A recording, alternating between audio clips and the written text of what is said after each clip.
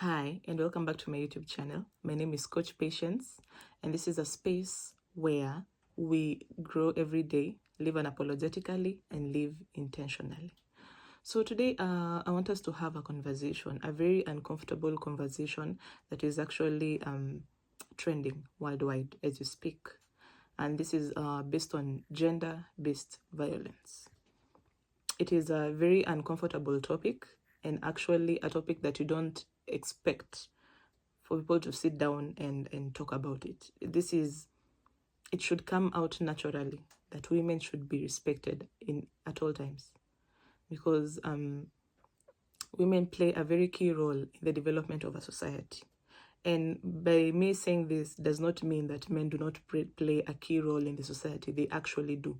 Men and women, every life is meaningful, every life is important, and everybody has a role that they play in the society.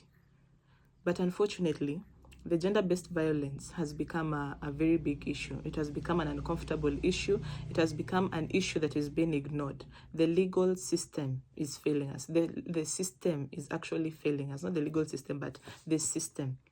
The political system, the government that we expect that is going to protect us is the one that is failing us. And actually, part of it is also involved in this act.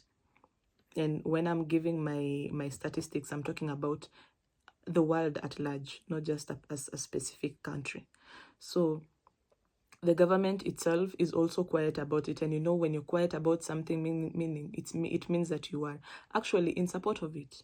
So when you have a country that has a lot of cases on gender-based violence and nothing is being done about it, and there are cases every single day, that means that the system is failing us and they're actually taking part in it indirectly.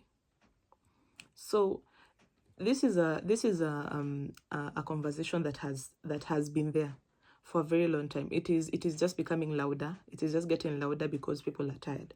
But it is a conversation that has been there for a very long time. We had Kenyans years back. They had complained about the gender-based violence. They had their protests. They had their movements. And it just went under the bridge. No follow-ups, nothing. And so now it has become an issue in South Africa. And South Africa has boldly taken the move of involving people worldwide. As you have seen that many people have changed their profile pictures from to purple in support of it. And funny enough is that we have people who are already criticizing that. For example, you'll see memes in Kenya where people are criticizing, where people are becoming they're including they're becoming tribalistic and saying that this certain tribe should not be complaining because they're the people who actually beat up men. So some people are even taking this issue. They're making jokes about this issue, yet it is a very, very serious issue. Gender-based violence is not only affecting women, it is also affecting children.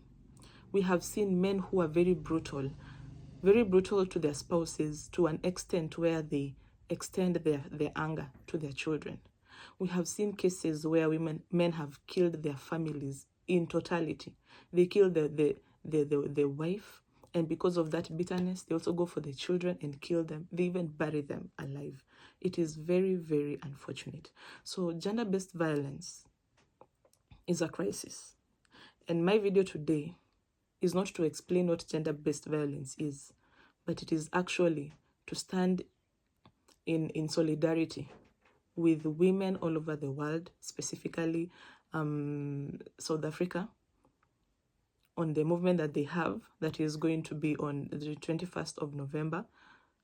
In solidarity with them, we want to stand with them and shut down everything. Not because we don't want businesses to flourish, not because we don't want profits in our businesses, but because we are sick and tired about sitting down to talk about an anomaly. There's no way a system can be quiet when men brutally attack women. There's no way a system can be quiet when bodies of children are being discovered or are being found in rivers, are being found in dump sites, simply because a man was angry when the wife or the spouse was not willing to do whatever he asked for or demanded for. It is very quite unfortunate that this is a discussion that we are having. And so I just want to mention but a few cases that we've had in Kenya. And so that we can understand that this is not a South African issue. It is not a South African crisis, but it is a crisis that also affects us as Kenyans. I am a Kenyan, and I being a woman, I have seen my fellow women being brutally attacked.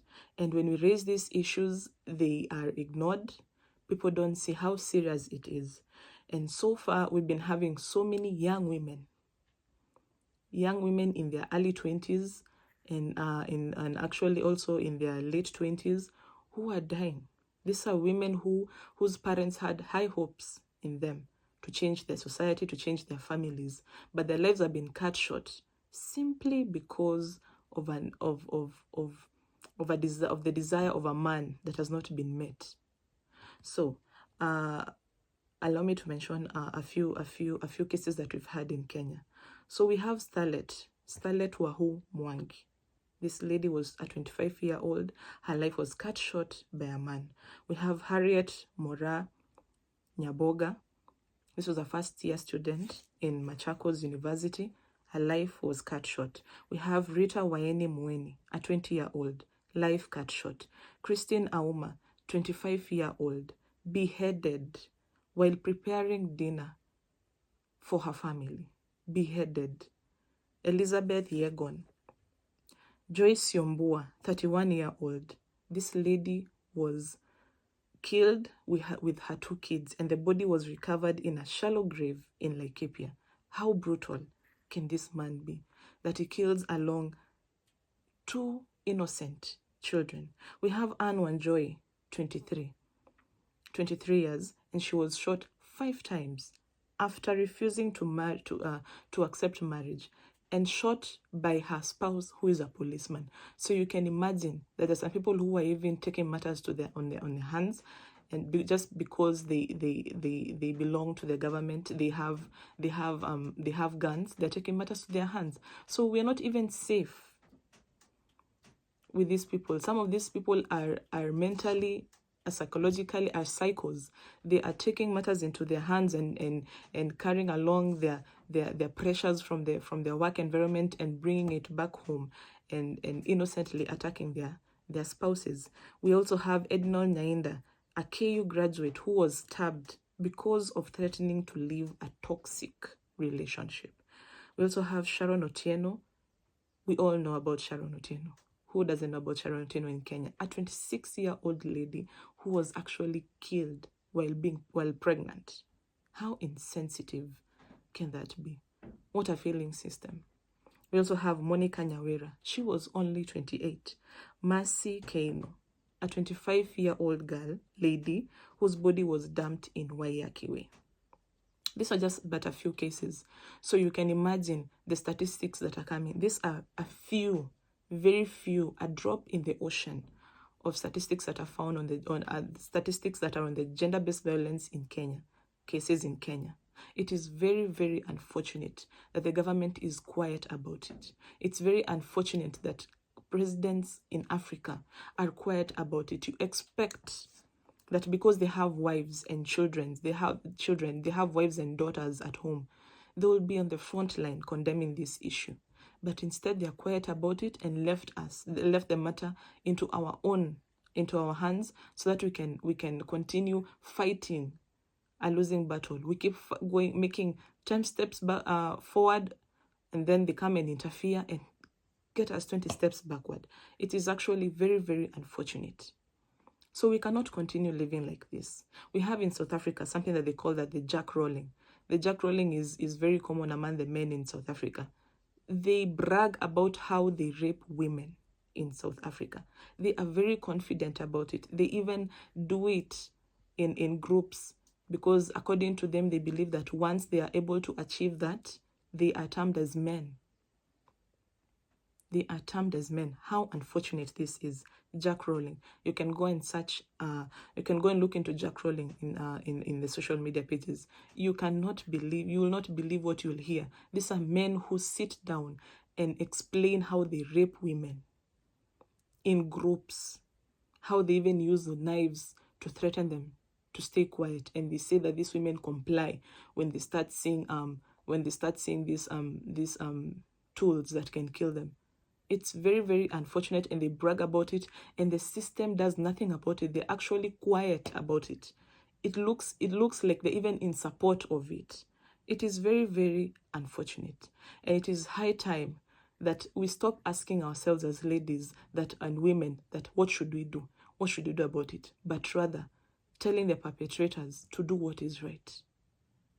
It is important that we have support even from the males, the males, from the men's side, in support of this movement that is going on ending the gender-based violence. It is very, very unfortunate that we even have some men who are condemning these movements and saying that we are just making the normal male voices that we normally make, instead of standing with us, because they have mothers at home, they have wives at home, they have children at home. Instead of standing with ladies all over, they are out here in support of a failing system. You who is quiet about this matter is in support of gender-based violence. You who is condemning people who are coming out to speak about the gender-based violence cases, you are not different from the person who is doing that act. We expect people all over the world to make this a crisis because it needs to end. We can no longer sit down and talk about gender-based violence. We can no longer continue to bury small children, innocent children, simply because a man was very, very annoyed somewhere and decided to take a life that he has no charge over. This is an innocent life that was supposed to grow and become somebody somewhere very important in future, and to make a difference in this in the coming generations in the world at large. They are cutting short lives that are expected to make a big difference in future. Nobody has a right to take a life. Nobody. We have women who are suffering in silence so that their children can have a complete family. We have women who are beaten every night. We have women who are sexually molested every night by their spouses. And they are stomaching these issues so that their children cannot live in a broken home. It is very unfortunate that a man with a soul can take such actions towards an innocent human being. No matter what somebody does to you, you have no right overtaking anybody's life. You have no right whatsoever. So I, as Patience, the Patience Unplugged family, we are standing in solidarity with South Africa. And the 21st of November, we are going to shut down everything. Put a purple profile pictures and stand in solidarity with our fellow women. We are sick and tired of seeing our fellow women being brutally abused, being killed, their lives cut short, and these were promising lives. So for today, that is what I had for today. Gender-based violence must come to an end.